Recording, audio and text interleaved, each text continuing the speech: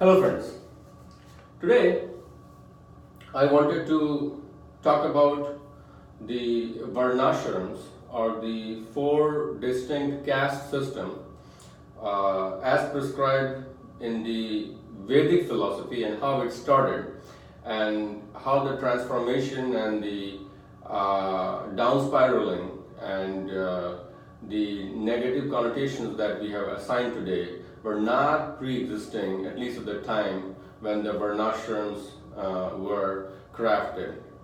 So it also helps us understand the real spiritual intentions of having these varnashrams or varnas. An ashram is when you're staying in that particular varna.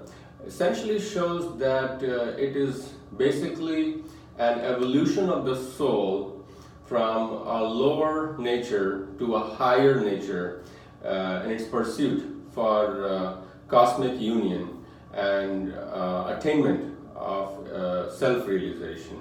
So to begin with, when we think of Bhagavad Gita in chapter 4 verse 13, Krishna tells Arjuna, Chatur Varnaya Maya Shishta Gun Karm Vibhagasha Tasya Kartaram Api Ma Vidya Kartaram Avvayam. Although I have created the four distinct varnas, Shudras, Vaishyas, Kshatriyas and Brahmanas, it is not up to me to act upon or direct the direction that these individuals in a particular ashrama are taking. Whether they are trying to down spiral towards the lower end, which is the Shudra, or they are trying to up spiral towards the upper end of the Brahman. And unfortunately, over the years, because of misconceptions and because of prejudices, we have classified people according to their birth, because the whole idea was Gun Karm Vibhagasha, based on your Guna, Rajas, Sattva, Tamas or Karm, which is your activities. And because people in general, farmers' daughters became, sons and daughters became farmers, business class would train their kids to become elite businessmen, it was thought that what your ancestors are, that is the varnashram you are incorporating, which is totally wrong, because it essentially represents the evolution of the soul through different stages. So let's try to understand what these four varnashrams mean in terms of the bodily koshas or the sheets, and what these varnashrams mean in terms of your inherent gunas, the sattva, rajas, tamas, in accordance with also the chakras or the seven wheels of consciousness, awareness that tend to exist in the spinal cord into the brain. So starting from the lowest varnashram, which is the Shudras, which we classify as the Dalits and the untouchables, or anybody doing the menial jobs, workers, janitors, all those things which are basically the lowest strata of the society, maybe the scheduled castes and scheduled tribes in today's India. But basically, these are people who have been oppressed and people who are basically poor and doing the most menial and undesirable jobs in the society. However, that does not entail that a person who is, by today's definition, in the category of a Shudra has not developed his skills of a higher level. The kind of birth he gets are based on his karma, but his evolution is based on his guna. Gun, karma, vibhagasha. There's two components to the varnashram.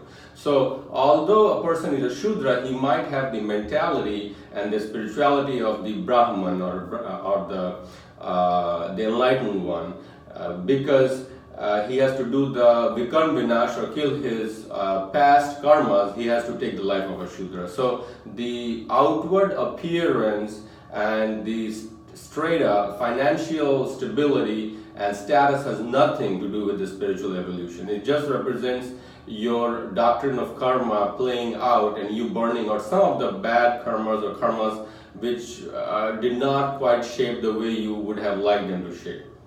So that's the Shudra. In the spiritual realm, Shudra represents a person or a spirit that is struggling to meet the basic needs. So that's why it's kind of existing at the Muladhara or the root chakra, and that's where survival exists. So all the basic needs like food, water, shelter. These are the basic needs to keep the spirit and the body together in order to do the vikarma vinash or the burning of the karmas accumulated over the past life. So they are mostly living each day 8 to 5, go to bed, wake up the next day. There is not even a lot of pleasures in their life. Every now and then they might have some taste of pleasure, some access to good music, access to some sort of love or sex in their life, but that's very limited. You are basically kind of doing the vikarma vinash, as I say, or the burning of the bad karmas, or just kind of eating away all the accumulated karmas, most of them which were undesirable, to kind of get rid and kind of upgrade to the next level, which is the Vaishyas. The Vaishyas are living more at the level of, I should say, the second chakra, which is the Swadhishtana or the pleasure chakra, as well as the third chakra, the solar or the Manipura chakra at the umbilicus. So basically they have a combination of sensual pleasure seeking as well as full of creative energy. These are the people who are entrepreneurs, people who are the artists, people who strive to get more of life, the adrenaline junkies, all these celebrities, they are wanting something more of life, and you can see this yearning and craving to go beyond just normal food, shelter, which was existing at the level of Shudra or the Muladhara.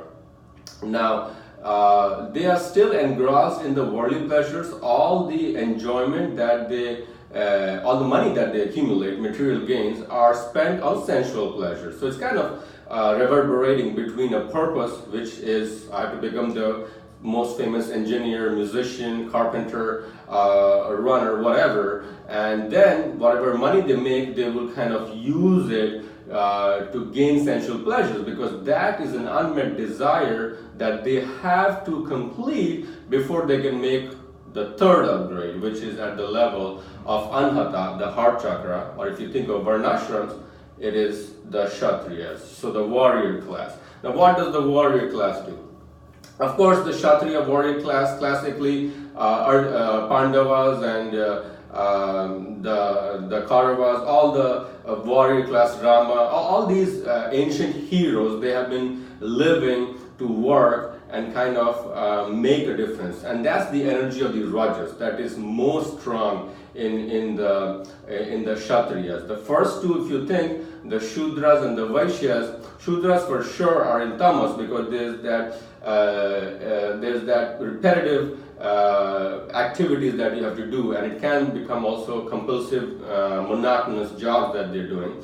That's the darkness of Tamas, as well as some bites of pleasure that they go, and that's where they're kind of percolating into the Rajas, which is what is happening with the Vaishyas, because they are oscillating between Tamas and Rajas, and whereas the Kshatriyas are totally in the Rajas. Now what Rajas are they creating?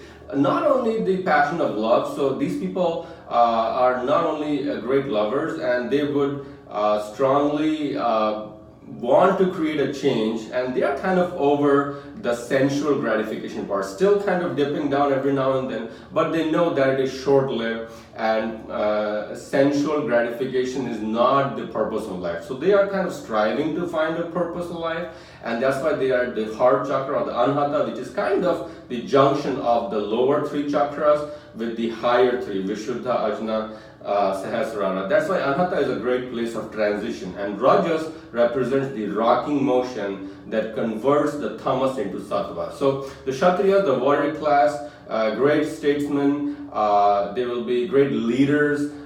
They are people who rock the boat and go to the next level, finding the real purpose of life. Because the earlier, the purpose that the Shudra thinks is of the life is to become famous and rich. which is what the Vaishyas strive for. Once the Vaishyas or the Vaishnavas have attained that, they are looking for the spiritual purpose of life, which is what is beyond this life, because they have accumulated so many past life karmas, experiences. They're kind of slowly getting over the sexual, sensual gratification, or anything that is short-lived gratification of pleasures, the Priya, the Shreya and Priya goals of Katha Upanishad. So that is the role of the Kshatriya, trying to find the meaning of life through meditation, introspection, contemplation, Ashtanga yoga, you name it. All those strong methods of bringing inner peace and tranquility. From becoming a bahurmukhi or extrovert, the Kshatriya is slowly turning his energies inwards,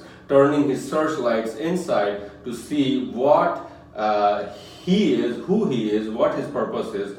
And that's slowly when he is transitioning from Karm Yog, which is his preponderant activity area, into Gyan Yog, or the ultimate varnashram of Brahman.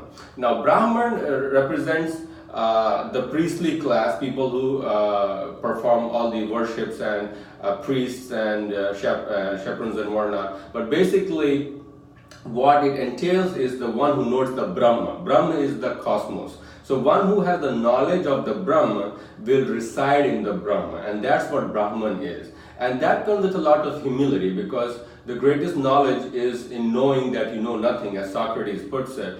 And that's kind of reverberated in Isha Upanishad as well. The person who thinks he knows everything knows nothing, and who kind of has, through internal contemplation, come to the idea that he doesn't know anything, knows a little bit and kind of on the right path. So that comes with grace and humility, and that's what a Brahman will have. A lot of Gyan Yog, or the core energy, because the core energy of knowledge is the shield that protects him from identifying with his ego and kind of doing things compulsively in the road of tamas, or trying to be too agitated and trying to break the mold of rajas. Because he's already done those two things, he is kind of over them, and now he's in the state of balance where he can become a neutral observer, witnesser, where he's able to see things crystal clear from a third person's view and not as an individual participant in the activity. So Brahman is more living in the Vishuddha, which is the truth chakra. He always speaks of the truth.